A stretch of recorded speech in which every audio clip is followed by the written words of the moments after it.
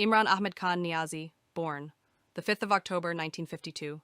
Birthplace, Lahore, Pakistan country, Pakistan playing role.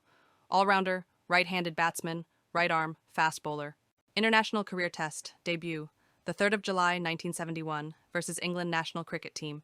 ODI debut, the 31st of August 1974 versus England national cricket team.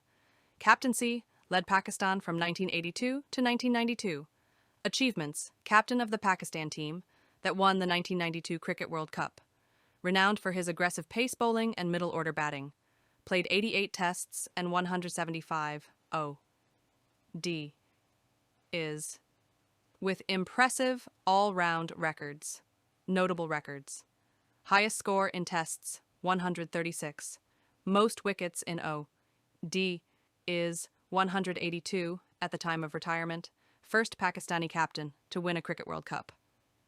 After, cricket founded Pakistan Tehreek-e-Insaf, PTI, and became Prime Minister of Pakistan, 2018 to 2022. Known for philanthropy, including founding the Shaukat Khanum Memorial Cancer Hospital and Research Center,